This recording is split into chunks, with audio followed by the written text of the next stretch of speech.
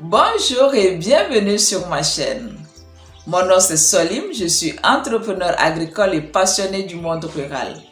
Je construis des communautés autour des cultures à forte valeur ajoutée, comme le soja et l'ananas biologique, afin de permettre à ces communautés d'améliorer considérablement leur niveau de vie.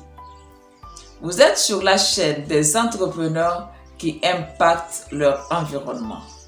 Et aujourd'hui, j'ai un message à toutes ces personnes qui ont des projets depuis des années, mais qui ne le réalisent jamais. Nous avons été nombreux à poser nos intentions et même à mettre par écrit nos rêves et les objectifs que nous voulons réaliser pour cette année 2024. Sur les 52 semaines que compte l'année, une semaine s'est déjà écoulée. J'espère que vous vous en rendez bien compte. J'ai alors une question pour vous. Qu'avez-vous déjà fait pour vous rapprocher de vos objectifs et de vos rêves?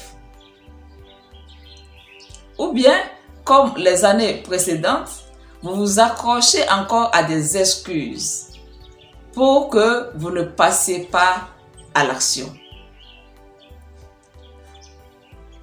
Dans cette vidéo, j'ai un message pour les jeunes célibataires, pour les hommes mariés et les pères, et pour mes consoeurs, les femmes mariées et les mères.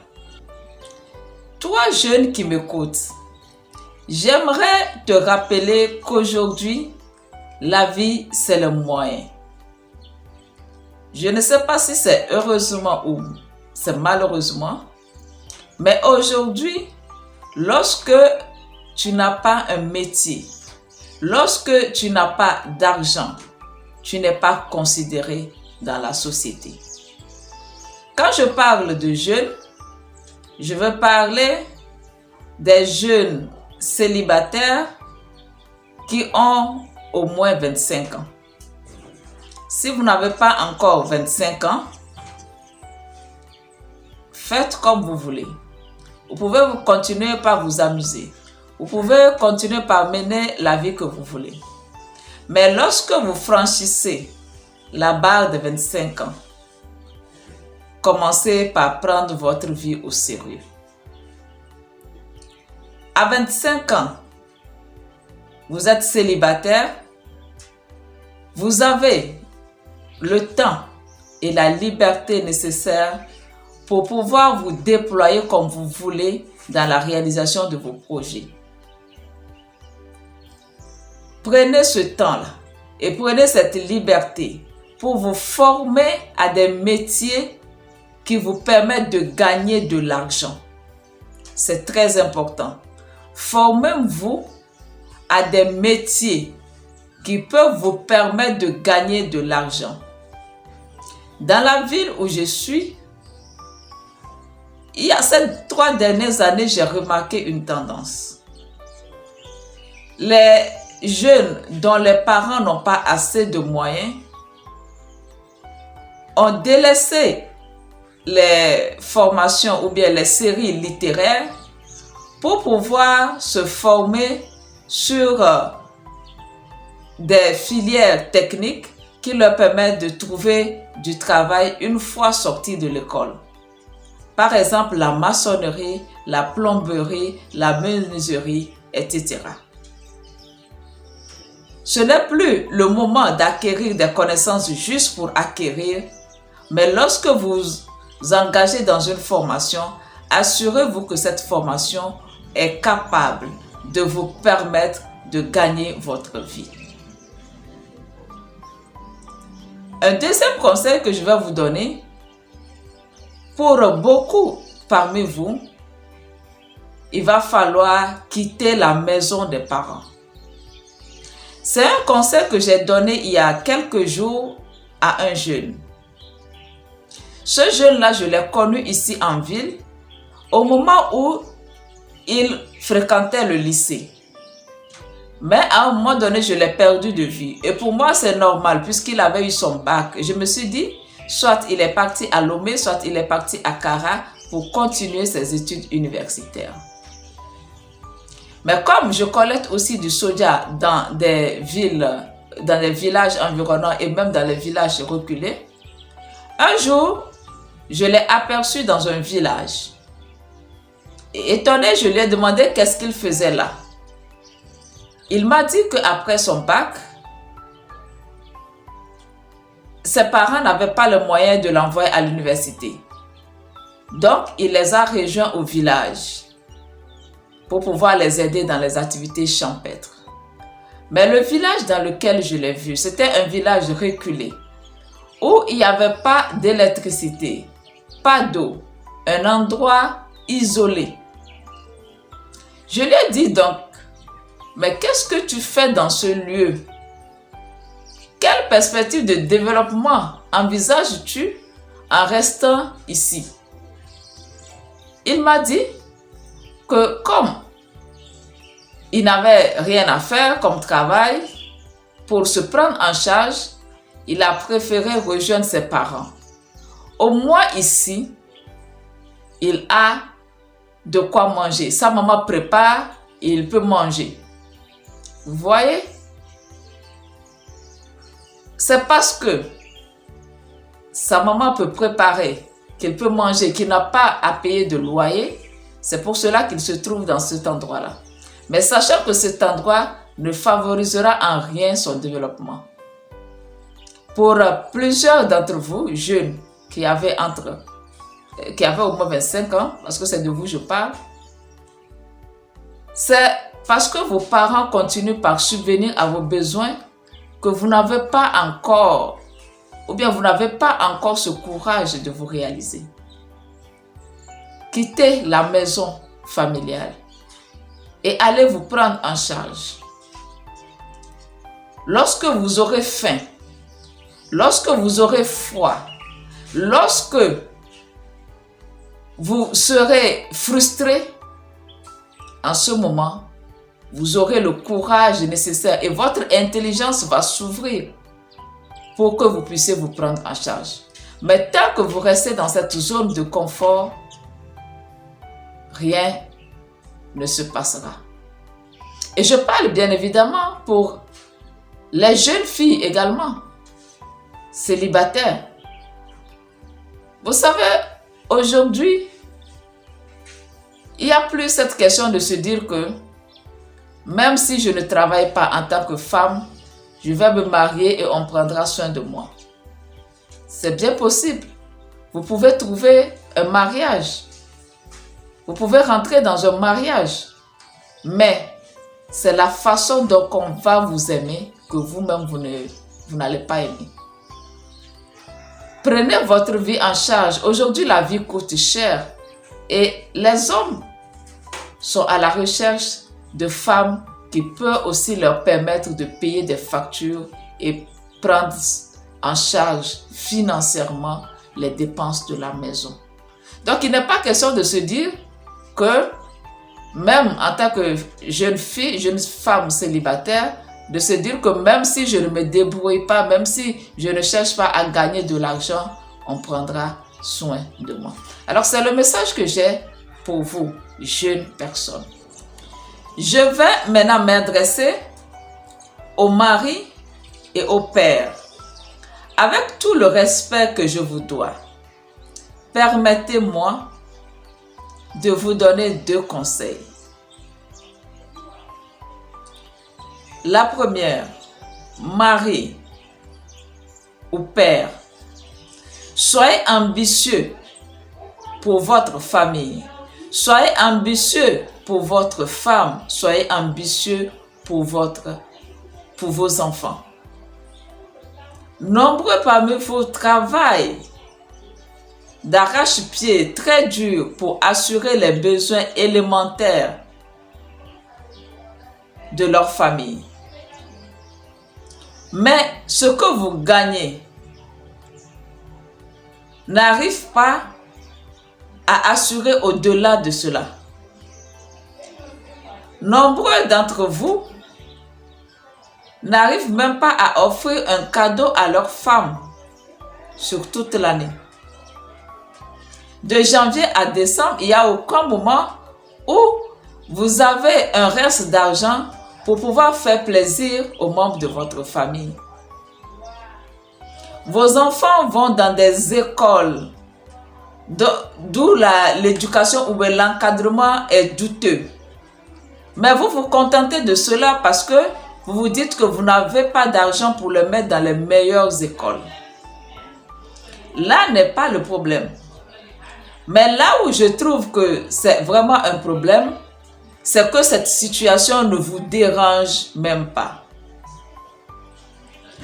Dans un des villages où j'allais travailler, un jour j'ai rencontré un homme qui a 7 enfants. Et lui et les 7 enfants dorment tous dans la même chambre. 8 personnes. Entre-temps, la maman ou bien la femme était décédée. Quelle tristesse! Mais voyez-vous, cet homme ne se dérangeait même pas.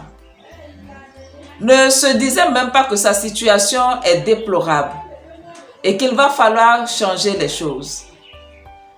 Qu'il va falloir faire des efforts pour améliorer cette situation. Souvent, on entend dire qu'il n'y a pas l'argent. Mais il y a l'argent à profusion au dehors. Restez et vous-même fixez vos objectifs pour pouvoir améliorer votre situation.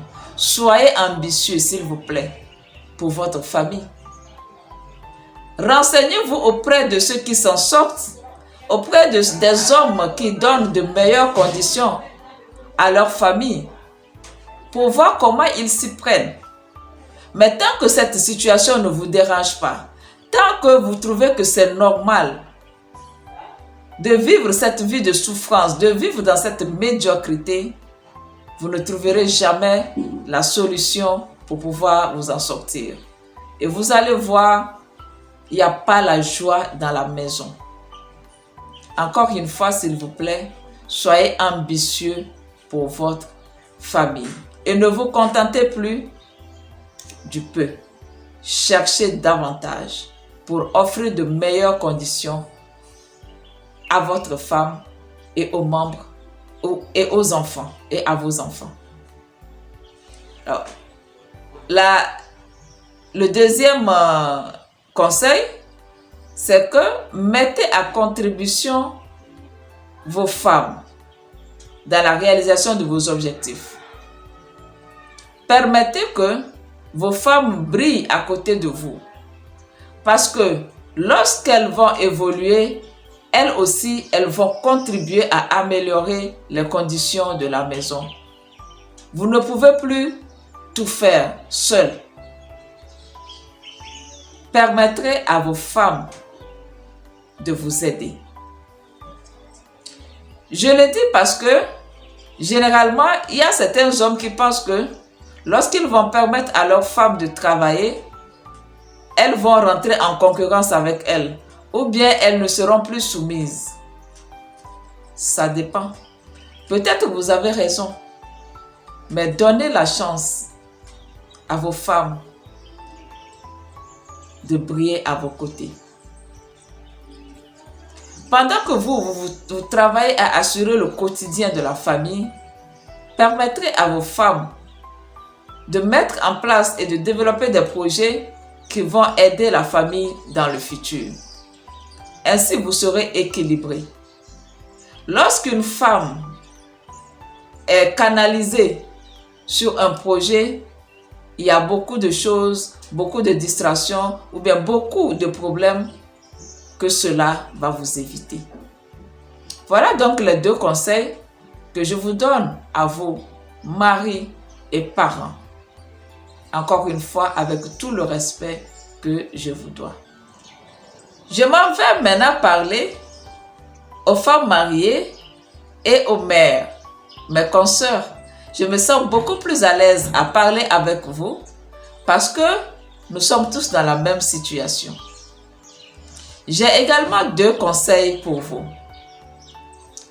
apprenez à gagner de l'argent. Travaillez pour gagner de l'argent. Effectuer les travaux ménagers ne suffit plus. Depuis que le 21e siècle a commencé, il est devenu nécessaire que les femmes puissent travailler et gagner de l'argent. Et chaque année qui passe, cela devient indispensable. Je suis en train de dire qu'il faut apprendre à travailler pour gagner de l'argent. Il ne faut pas travailler juste pour dire que je travaille, juste pour que les autres me voient que je travaille. Est-ce que le travail que tu fais, en dehors des travaux ménagers, est-ce que ce travail-là te permet de gagner de l'argent? Il y a certains qui ont créé des boutiques, mais chaque mois, ils sont obligés d'aller prendre de l'argent chez leur mari pour pouvoir venir payer le loyer. Parce que l'activité n'est pas rentable.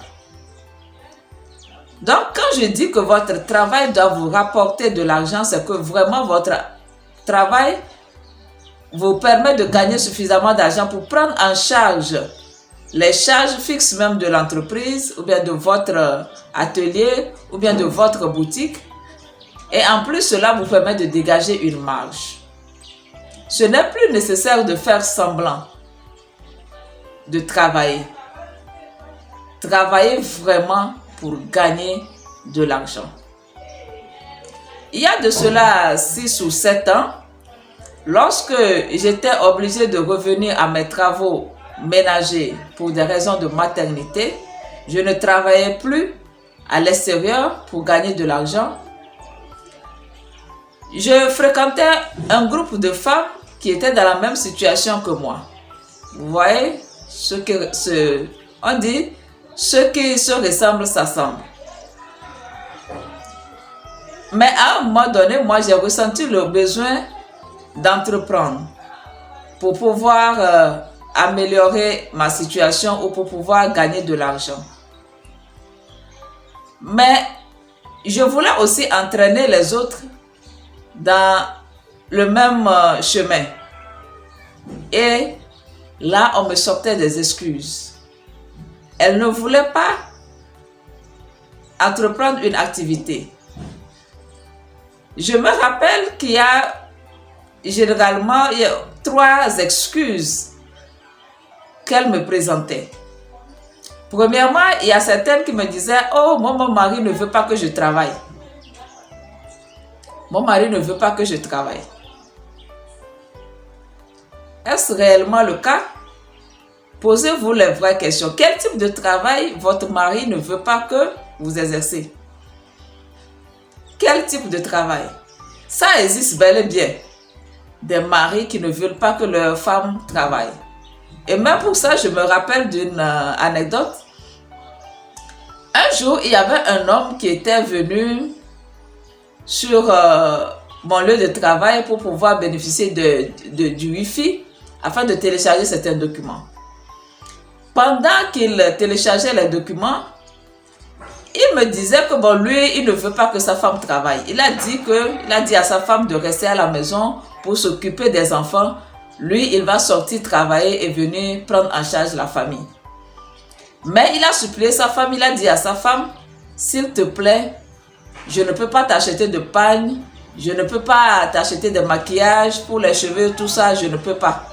Mais occupe-toi des enfants. Lorsque les enfants seront grands, on verra. Je connaissais aussi sa femme. Et franchement, sa femme avait l'air très négligée. Un jour, j'avais mis une perruque, une nouvelle perruque que j'avais achetée. Et cet homme, j'ai rencontré cet homme. Et il me complimentait, il me disait, waouh, ta perruque, elle est très jolie. Cela me paraît un peu bizarre. Ah, ta perruque, elle est très jolie. Et ensuite, il ne s'arrête pas là. Il me dit, il faut me donner la perruque là, je vais aller donner à ma femme. Et tenez-vous bien, la femme était juste à quelques mètres de nous. Donc, elle aurait certainement entendu ce que son mari me disait. Vous voyez, je serais à la place de cette femme, je serais très mal à l'aise. Mais moi, j'ai continué mon chemin. Pour vous, les femmes à qui on dit ne travaillez pas, mais au même moment, ces hommes ne sont pas capables de subvenir à vos besoins. Vous-même analysez la situation. Analysez la situation pour voir est-ce que ce qu'on me dit là, c'est vraiment à mon avantage. Je ne pousse personne à la rébellion, s'il vous plaît. Mais je demande à chacun d'assumer ses choix. Parce que la partie où vous venez, vous les femmes, à qui vos maris ont dit de ne pas travailler et que vous avez accepté cela, la partie où vous nous écrivez des messages ou bien vous nous appelez pour nous dire « Oh, il faut me prêter 10 000 francs, il faut me prêter 50 000 francs, il faut me prêter 100 000 francs. » C'est la partie-là qu'on ne va pas s'entendre. Parce que nous aussi, nous pouvons prétester ces excuses-là. Nous, les femmes que vous voyez en train de travailler, ce n'est pas à nous tous qu'on a donné l'autorisation. Mais on se force comme on peut pour pouvoir faire de notre mieux. Aujourd'hui, les choses ont évolué et la technologie nous aide vraiment. Vous n'êtes pas obligé d'aller à l'extérieur de la maison pour pouvoir faire vos activités. Même dans votre maison, en surveillant vos enfants, en faisant vos tâches ménagères, vous pouvez vous servir des réseaux sociaux pour pouvoir mener une activité qui vous rapporte de l'argent. Donc, revoyez-vous sincèrement et cette excuse, selon moi, n'est pas valable. La deuxième excuse, c'est que plusieurs parmi vous, j'ai eu à discuter, me disent « Oh, je ne sais pas exactement quelle activité faire, hein. Je ne sais pas quoi faire. Je veux bien entreprendre, mais je ne sais pas quoi faire. » Prenez le temps, vous êtes en train de me regarder sur YouTube. YouTube est une mine d'or. Vous allez chercher des vidéos sur YouTube qui vous donnent des idées de business. Par exemple, les idées de business à lancer avec 50 000 francs, les idées de business à lancer avec 100 000 francs, tout dépend de votre budget. Allez chercher ce type de vidéos, regardez et je pense qu'au bout d'une semaine, vous aurez suffisamment d'idées pour pouvoir en choisir une et vous lancer. Le fait de se dire que je ne sais pas quoi faire n'est pas une excuse valable, car aujourd'hui, il y a plein d'idées qui sont données, il y a plein d'idées à développer. La troisième excuse que certaines femmes donnent aussi, c'est de se dire « Oh, moi, je ne veux pas trop me tracasser dans les affaires d'entrepreneuriat. Je veux m'occuper moi-même de l'éducation de mes enfants. Je veux que chaque matin, mes enfants me voient avant d'aller à l'école. Je veux que ce soit moi-même qui aille chercher mes enfants à 11 h ou bien à midi. Je veux que ce soit moi-même qui ramène mes enfants à l'école l'après-midi. Je veux que ce soit moi-même qui prépare tout ce que mes enfants mangent là. Ça doit être moi-même qui prépare. Parce que si je commence par entreprendre, je serai obligée des fois de me déplacer, etc. » D'accord. Chacun va assumer ses choix. Parce que nous, les femmes qui entreprenons, nous sommes des fois obligés de nous faire aider par d'autres personnes. Nous acceptons que nos enfants restent chez d'autres personnes pendant que nous sommes en train de travailler à l'extérieur. Si le fait de vous occuper 24 heures sur 24 de vos enfants vous donne toute la satisfaction nécessaire et vous permet de vous réaliser, je vous encourage à continuer. Mais ne faites pas ce choix et après vous vous plaignez. Nous avons décidé d'entreprendre. Nous avons décidé de passer le plus de temps possible avec nos enfants, mais nous avons aussi accepté nous faire aider afin d'assurer un meilleur avenir à ces enfants. Bref, c'est pour vous dire, mes consoeurs, d'apprendre à travailler pour pouvoir gagner de l'argent, en mettant de côté des excuses qui ne tiennent pas. Le deuxième conseil, c'est, je vous inviterai à fuir les discussions et les distractions stériles. En cette année 2024, il y a encore parmi vous des femmes qui passent toute leur journée devant les telenovelas et après tout qui font des réunions avec d'autres femmes pour pouvoir discuter des contenus de ces télé-réalités ou bien de ces feuilletons. Des fois, dans leur discussion, tu vas même penser que c'est des faits réels, alors que c'est une mise en scène. Vous mettez tellement d'énergie dans ces feuilletons ou bien dans d'autres films, alors que vous pouvez prendre ce temps et cette énergie pour développer des activités ou bien pour acquérir des compétences qui vont vous servir réellement à améliorer votre vie. Lorsque vous passez du temps à parler ou bien à commenter la vie des personnes dans des groupes de femmes ou sur les réseaux sociaux, cela ne vous apporte rien. Depuis les années que vous le faites, ça ne rapporte rien. Donc, prenez le temps de vraiment analyser cette situation et prenez la résolution de fuir ces discussions stériles qui vous empêchent de réfléchir votre propre vie et qui vous empêchent même d'avancer dans la vie. Ceci est mon message en ce début d'année pour permettre à tout un chacun de se recentrer et à travailler pour la réussite de son année. Le monde a besoin de votre réussite. Le monde a besoin de la réussite de tout le monde.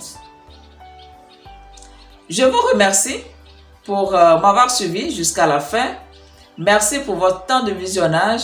Merci pour vos commentaires. Et ceux qui ne sont pas encore abonnés à la chaîne, je vous invite sincèrement à le faire. Cela permet à ma chaîne de grandir davantage et à rendre plus visible mes contenus. Je vous donne rendez-vous très rapidement pour une nouvelle vidéo. D'ici là, portez-vous bien et prenez soin de vous. Au revoir.